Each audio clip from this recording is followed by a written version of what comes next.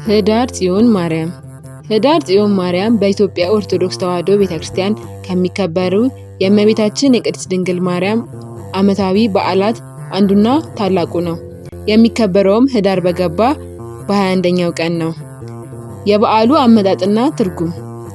ይህ በዓል ከቅድስት ድንግል ማርያምና ከታቦተ ጽዮን ወይም የቃል ኪዳኑ ታቦት ጋር የተያያዙ ታሪካዊና ምሳሌያዊ ሚስጥራትን ይዟል።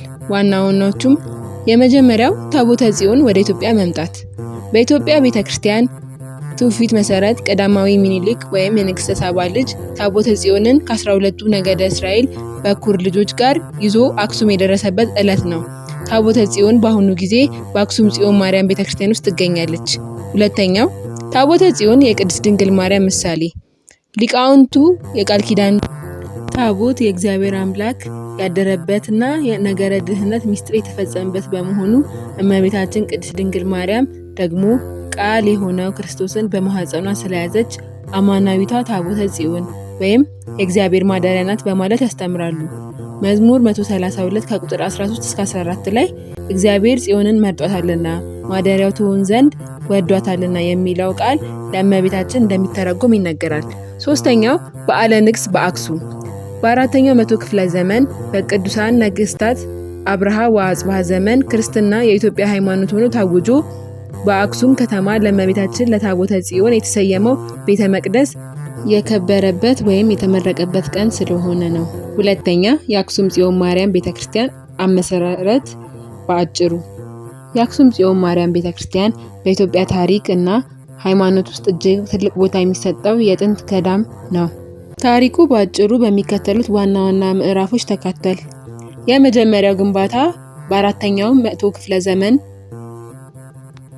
ከንግስተ ሳባ ጀምሮ ታቦተ ጽዮን በድንኳን ከተቀመጠች በኋላ በንጉስ ኢዛናና ሳኢዛና ዘመን በ4ኛው መቶ ክፍለ ዘመን በግምት 340 ዓመተ ምህረት አካባቢ ነገስታቱ ክርስትናን የመንግስት ሃይማኖት ካደረጉ በኋላ በአክሱም ግዛት ውስጥ ለቅድስት ድንግል ማርያም ባለ 12 ቤተ መቅደስ ሙሉ በሙሉ ወርቅ የሆነ ታላቅ ቤተ መቅደስ አሰርተዋል። ነገስታቱም በአባ ሰላማ ከሳቴ ብርሃን አማካኝነት ከኢዛናና ሳኢዛና ወደ አብርሃ እና አጽብሃ ስማቸው ተለውጦ ክርስትናን ተነስተዋል። የቤተ ክርስቲያኑ ግንባታ ክርስትና በይፋ ወደ ኢትዮጵያ ከገባበት ከ328 ዓመተ ምህረት ጀምሮ ሲሰራ ቆይቶ በ340 ዓመተ ምህረት አካባቢ ታቦተ ጽዮን ከድንኳን ወደ 12ቱ የወርቅ ቤተ መቅደስ በክብር የተቀመጠችበት ነው። በዚህ ጊዜም ከመላው ዓለም የመጡ ቅርሶች ለእመቤታችን ክብር ተሰጥተዋት እንደነበር በታሪክ ይነገራል። የመጀመሪያው የጥፋትና የመልሶ ግንባታ ጊዜ በ9ኛው መቶ ክፍለ ዘመን ከ400 ዓመት በኋላ በ882 ዓመተ ምህረት በአንበሳ ውድም ዘመን ዮዲት ጉዲት የተባለች አይሁዳዊ ተነስታ 40 ዘመን ኢትዮጵያ ላይ ስትነግስ መጀመሪያ በንጉስ አብርሃና ወአጽብሃ ዘመን ተሰርቶ የነበረውን የአክሱም ቤተ መቅደስ አፈራረሰች። በኋላም አክሱም ጽዮን ከ40 ዘመን ስደት በኋላ ተመልሳ ወደ ቀድሞ መካኗ ስትመለስ አጼ አንበሳ ውድም ሁለተኛውን ባለ 3 ቤተ መቅደስ በመስራት ወደ ቀደመ ክብሯ መለሳት። የሁለተኛው የጥፋትና የመልሶ ግንባታ ጊዜ በ16ኛው መቶ ክፍለ ዘመን። የሁለተኛው የጥፋት ዘመን ከ600 ዓመታት በኋላ በ16ኛው መቶ ክፍለ ዘመን መጀመሪያ በግምት 1535 ዓመተ ምህረት በግራኝ አህመድ ወረራ ወቅት አጼ አንበሳ ውድም የተሰራው ሁለተኛው ቤተ መቅደስ በከፍተኛ ጉዳት ሊፈርስ ቻለ። በኋላም ከ15 ዓመታት ዳግም ስደት በኋላ በንጉስ አጼ ገላውዲዮስ ግራኝን ከመታ በኋላ ቤተ ክርስቲያኑን መልሶ ለማቋቋም ጥረት አድርጓል። ከእርሱም በኋላ ንግስት መንበራ ፀሐይ የአጼ ፋሲልና ትልቅ አስተዋጽኦ በማበርከት መቃኞ በመስራት ወደ ቀደመ ክብሯ እንድትመለስ ሆነ። የአጼ ፋሲል ሶስተኛው ግንባታ በ17ኛው መቶ ክፍለ ዘመን። ሶስተኛው ግንባታ በ17ኛው መቶ ክፍለ ዘመን ንጉስ አጼ ፋሲል አሁን ድረስ የሚታየውን 4 ማዕዘን ቅርጽ ያለው ቤተክርስቲያን በፈረሰው ህንጻ ምትክ አሰሩ። ይህ ህንጻ የጥንታዊቷን ጽዮን በመባል ይታወቃል። ወንዶች ብቻ የሚገቡበት ሲሆን ጥንታዊነቱን እንደጠበቀ እስካሁን ይገኛል።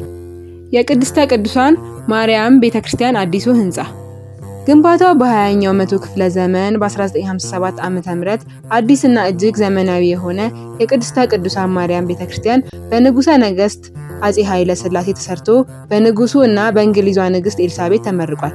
ይህ ቤተክርስቲያን የሚገኘው በአጼ ፋሲል ካሰሩት የቀድሞ ህንጻ አጠገብ ሲሆን ለሁሉም አገልግሎት የሚውልና በዓላት በድምቀት የሚከበሩበት ነው። ሶስተኛ ታቦተ ጽዮን ለምን በሰው አትታይም? ታቦተ ጽዮን እግዚአብሔር በአስፈሪ ክብር የገለጠባት የቃል ኪዳኑ ታቦት ስለሆነች ቤተክርስቲያን ስርዓት የሚፈቅደው ለአንድ የተመረጠ ካህን ብቻ እንድትታይ ነው።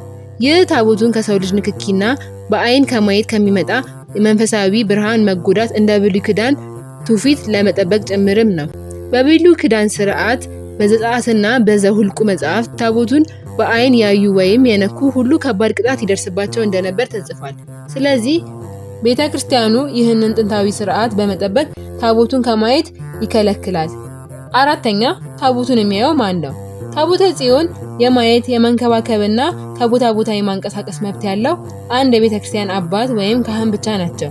እኚህ ካህን በአብዛኛው በእድሜ የገፉና በአክሱም ጽዮን ማርያም ውስጥ በታላቅ ገዳማዊ ስርዓት ያገለገሉ መሆን ይጠበቅባቸዋል።